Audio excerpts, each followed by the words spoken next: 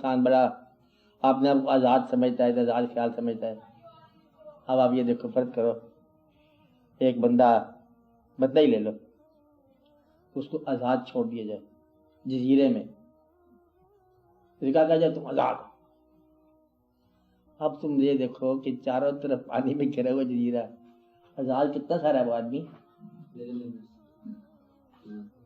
اگر یہ بات سمجھ آ جائے نا، پیچھے ہی کچھ ہے آپ کی زندگی. جزیرے کا جزیرہ ہے، بھاگنا چاہو اپنے لباس سے باہر نہیں بھاگ سکتے، دوڑنا چاہو تو پھر اپنی سانس کے اندر ہی دوڑو گے. بہت ناراض ہو جاؤ گے تو اپنے رشتہ داروں پر ہو سکتے ہو، غیر پر ناراض ہو کہ گردن توڑ دے گا تمہاری. آپ آتے میں دوسرا ناراض ہونے دیتا تجھے، یہ تو اپنے ہوں گے جو ناراض ہونے کا تجھے موقع دے دیں گے. مطلب یہ ہے کہ یہ تم پہلے ہی پابند ہو. پابند کیسے ہو کہ تمہاری زندگی جو ہے نا 24 گھنٹے میں خود بخود عمل ریپیٹ ہوتا ہے.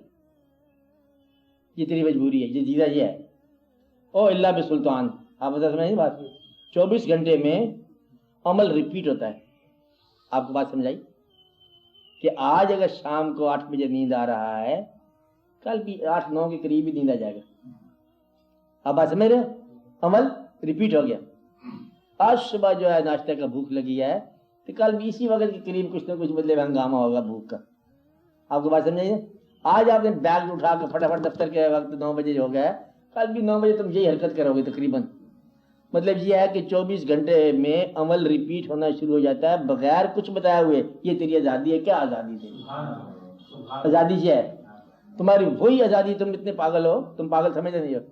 بچپن میں تم رو رہے تھے، کہتے یہ مطلب کوئی کھلونا ٹوٹ گیا رو رہا تھا، کوئی پتنگ کٹ گئی رو رہا تھا، کوئی پیسے کا لاس ہو گیا پھر رو رہا تھا، امتحان میں پاس ہو گیا پھر رو رہا تھا.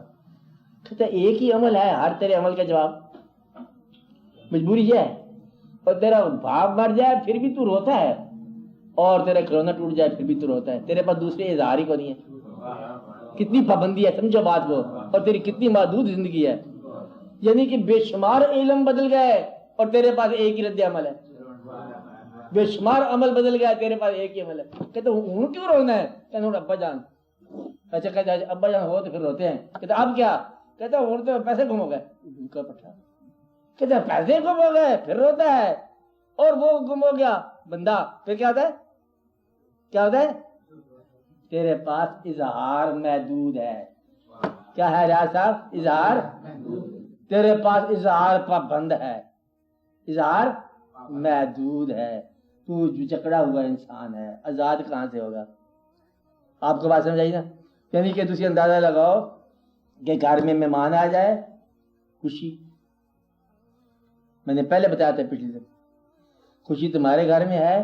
پیسہ کس کے گھر میں جانا چاہیے؟ مٹھائی والے گھر میں، کیونکہ تمہارے گھر میں بیٹا پیدا ہوا. پیسے کسی گھر میں بھیج دو، کہتے مٹھائی والے گھر میں بھیج دو. اور وہ لوگ جانتے تھے اس رات کو. کیا جانتے تھے؟ کہ تمہاری جو بھی حرکتیں ہوں گی نا پیسہ اس کے گھر میں آئے گا، کیونکہ تمہارا اظہار انہوں نے لے لیا. مٹھائی والوں نے کیا لے لیا؟ اظہار. پیر صاحب پورس ہو تو پھر مٹھائی اس کے گھر میں. آپ کو یعنی اظہار اس نے لے لیا.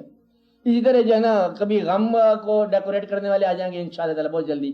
کہتے کتنی درجے غم ہے؟ کہتے 5 درجے غم ہے. کہتے 5 درجے غم کا 4 نمبر دوائی لے جاؤ. وہ قیمتیں بکے گی کہ 4 نمبر کا بدلے دوائی دے دو اس کو. جس طرح مٹھائی ہوتی ہے کہ کس قسم کی مٹھائی ہے؟ کہتے وہ اب منگنی ہونی ہے، کہتے وہ والے لڈو لے جاؤ. کہتے وہ دوسرا ہے وہ دوسری چیز لے جاؤ.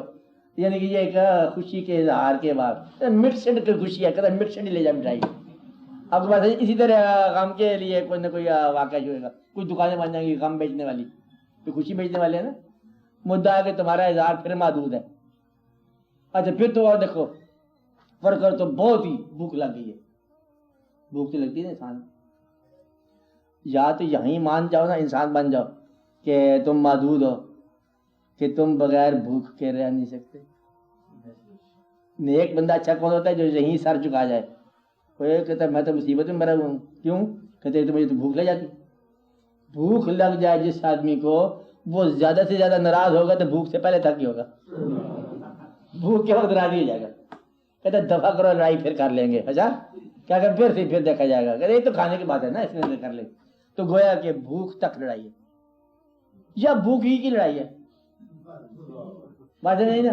تو دنیا کے اندر عظیم جنگیں بھوک، عظیم انقلاب بھوک، پیٹ کی بھوک، بات ہے اس کے لیے سارے واقعات اور بے شمار دنیا کی تاریخ جو ہے نا وہ بھوک کی کہانی ہے، فلسفے، واقعات عجیب و غریب، چونٹی مثالیں، یہ وہ جہاد، فلسفے، دنیا، بے شمار معاشیات، معیشت کے واقعات. آپ بات سمجھ رہے ہو؟ خالی تمہیں بھوک لگتی ہے، پابندی. نیک بندہ تو یہی سمجھ جائے گا کہ میں پابند ہوں، اور اگر کوئی آزاد ہے کہ کوئی بات نہیں، بھوک لگی ہم آزاد ہیں، دیکھا جائے گا.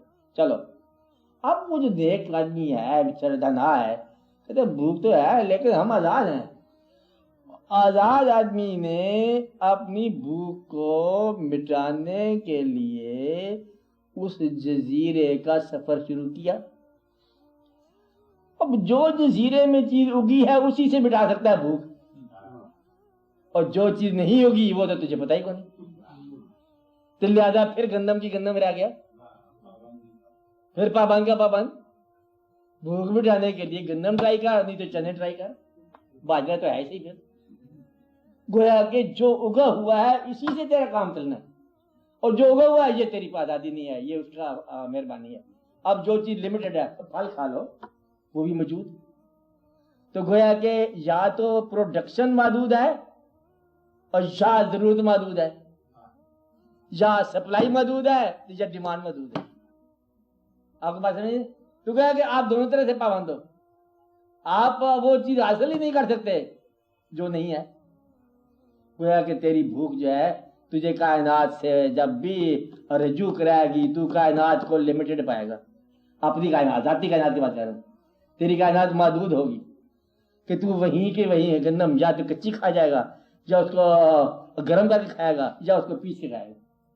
یہ تیری مرضی ہے، جیسے مرضی سٹارچ کھائے گا، نشاستہ کھائے گا، کچھ کھا لو. اب وہ جو چیز موجود ہے اسی پر تیرا گزارا ہوگا. جو سبزی اگی ہوئی ہے، گھاس اگی ہوئی ہے تو گھاس کھائے گا، پالک اگی ہوئی ہے پالک کھائے گا. تو کوئی نئی تجربہ کرنے کا قابل نہیں رہا.